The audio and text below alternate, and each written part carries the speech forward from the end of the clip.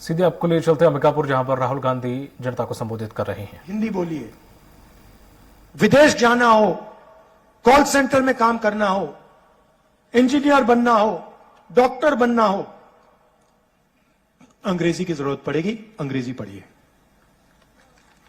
वो कहते हैं भैया हिंदी पढ़ो बाकी सब भूल जाओ। क्यों? क्योंकि वो चाहते हैं कि आपके बच्चे अंग्रेजी ना सीखें, कंपटीशन ना आ जाए। बाहर से कोई आता है, अमेरिका से कोई व्यापारी आता है, बिजनेसमैन आता है, आपके बच्चे उससे बात ही ना कर पाए, वो आपको नौकरी ना दे पाए। इसलिए वो आपसे कहते हैं आप वनवासी हो, आप बड़े सपने मत देखो, अंग्रेजी मत पढ़ो। और हम कहते हैं आप वनवासी नहीं हो, यह शब्द आपका अपमान है। आप आदिवासी हो, आपको सबसे बड़ा से बड़ा सपना देखना चाहिए और उसको पूरा करना चाहिए। पूरा करने में हम मदद करेंगे आपकी।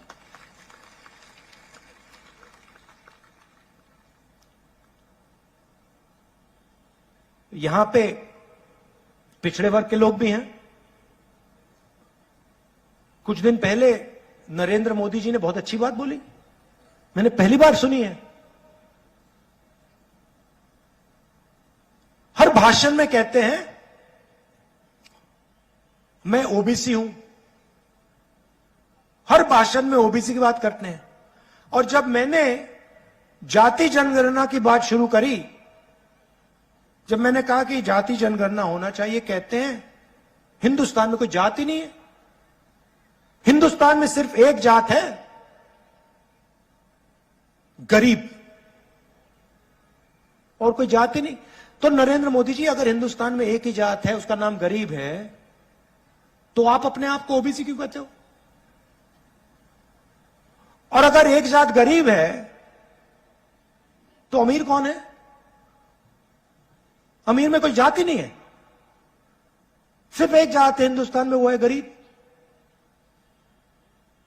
आपने चुनाव जीत लिया, रोज हवाई जहाज में उड़ते हो, करोड़ों रुपए के सूट पहनते हो, हर रोज नया सूट पहनते हैं मोदी जी। आपने कभी देखा है नरेंद्र मोदी जी को 2 बार एक कपड़ा पहनते हुए? कभी देखा आपने कि मोदी जी ने एक कपड़ा 2 दिन के लिए पहन लिया? कभी देखा? एक दिन में 3, 4, 5 कपड़े पहनते हैं मोदी जी। तो आपने चुनाव जीत लिया, करोड़ों के सूट पहन रहे हो, मगर जब ओबीसी को आपकी जरूरत पड़ी, ओबीसी युवाओं को आपकी जरूरत पड़ी जाति जनगणना कराने में, तो आप कहते हो एक ही जात है, गरीब, ओबीसी तो है ही नहीं।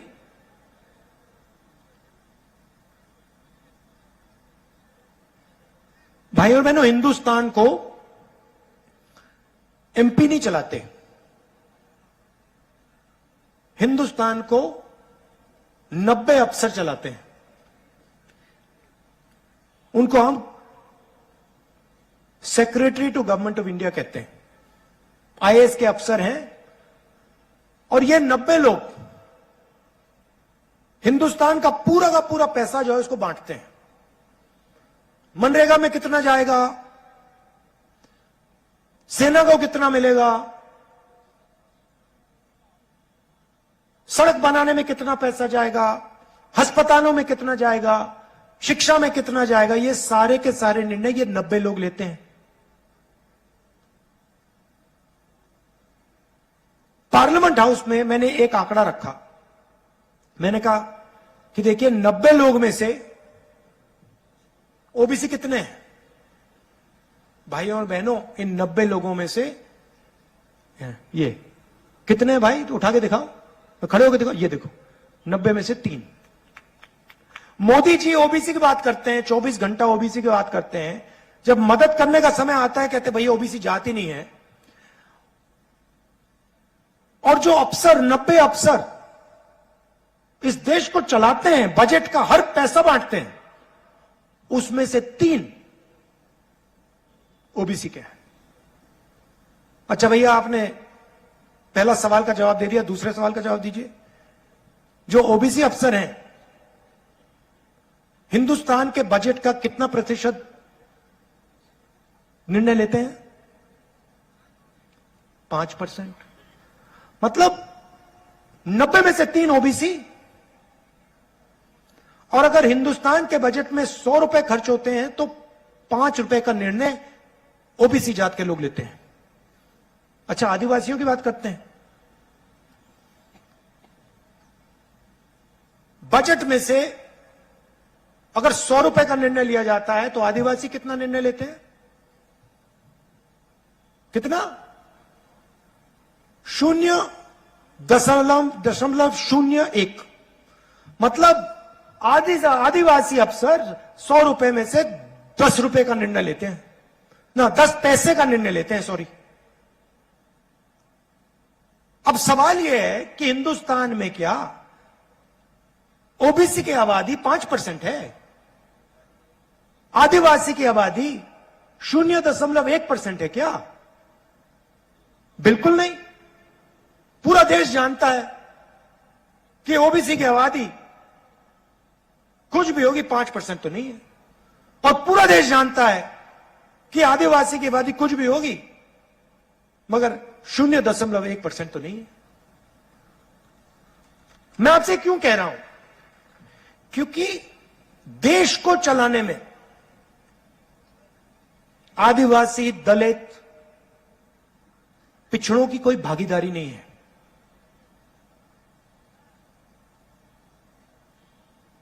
क्योंकि 90 अफसरों में से कोई नहीं है।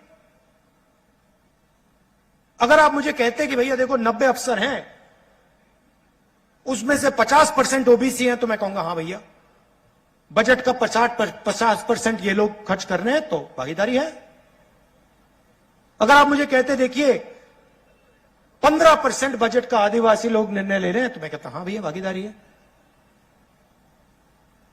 इसलिए मैं चाहता हूं, और ये ओबीसी के जो युवा हैं, आदिवासी युवा हैं, आप इस बात को उठाइए, ये आपके भविष्य की बात है।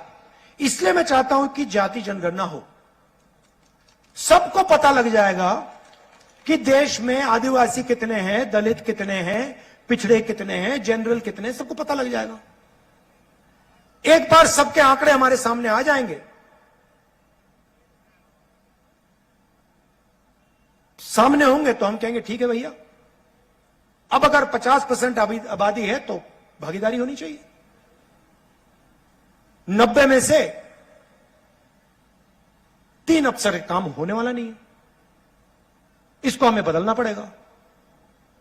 अब नरेंद्र मोदी के पास जाति जनगणना के आंकड़े पड़े हुए हैं। वो 1 सेकंड में पब्लिक को दिखा सकते हैं। हमने किया था जाति जनगणना, हमने करा जब हमारी यूपीए की सरकार थी, तो सारे आंकड़े सरकार के पास है। अब हम नरेंद्र मोदी जी से कह रहे हैं भैया इनको रिलीज करिए, छत्तीसगढ़ के ओबीसी युवाओं को बता दीजिए ओबीसी की कितनी आबादी, आदिवासियों को, दलितों को बता दीजिए भैया आपकी इतनी भागीदारी होनी चाहिए। नरेंद्र मोदी नहीं बोल रहे।